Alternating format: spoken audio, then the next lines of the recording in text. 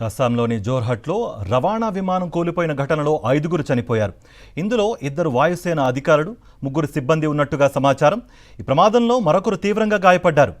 విమానం కూలిన ఘటనపై ఇండియన్ ఎయిర్ ఫోర్స్ దర్యాప్తును ఆదేశించింది. ప్రమాద కారణాలను విశ్లేషించేందుకు కోర్ట్ ఆఫ్ ఎంక్వైరీకి ఆదేశాలిచ్చింది.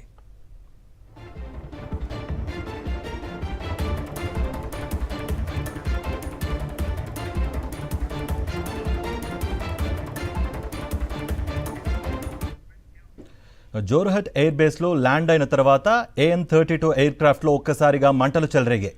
వెంటనే భద్రతా బలగాలు సహాయక చర్యలు చేపట్టాయి. ఫైర్ సిబ్బంది మంటలను అదుపు చేశారు. AN-32 విమానం ప్రమాదానికి గురైనట్లు వాయుసేన ప్రకటన విడుదల చేసింది. ప్రమాదానికి కారణం, ప్రాణ నష్టంపై ఇంకా అధికారిక సమాచారం వెలువడలేదు.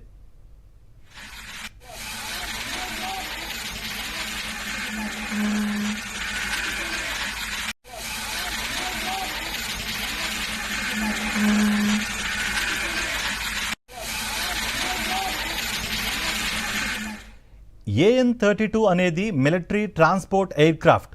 సైనిక రవాణా అవసరాల కోసం ఆర్మీ దీన్ని వినియోగిస్తూ ఉంటుంది. AN-32 విమానం అస్సాంలో ప్రమాదానికి గురి కావడం 7 ఏళ్లలో ఇది రెండోసారి.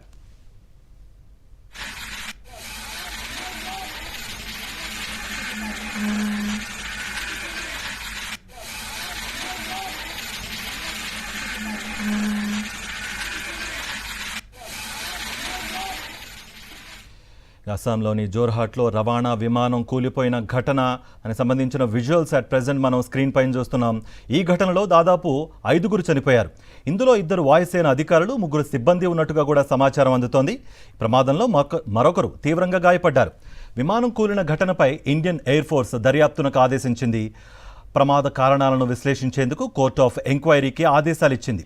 జోర్హట్ ఎయిర్ బేస్లో ల్యాండ్ అయిన తర్వాత AN-32 ఎయిర్ క్రాఫ్ట్లో ఒక్కసారిగా మంటలు చెలరేగాయి. వెంటనే భద్రతా బలగాలు సహాయక చర్యలు చేపట్టాయి. ఫైర్ సిబ్బంది మంటలను అదుపు చేశారు. AN-32 విమానం ప్రమాదానికి గురైనట్లుగా వాయుసేన ప్రకటన విడుదల చేసింది. ప్రమాదానికి కారణం, ప్రాణ నష్టంపై ఇంకా అధికారిక సమాచారం వెలువడలేదు. ఇప్పుడు AN-32 అనేది మిలిటరీ ట్రాన్స్పోర్ట్ ఎయిర్ క్రాఫ్ట్. సైనిక రవాణా అవసరాల కోసం దీన్ని వినియోగిస్తూ ఉంటారు. AN-32 విమానం అస్సాంలో ప్రమాదానికి గురి కావడం 7 ఏళ్లలో ఇది రెండోసారి.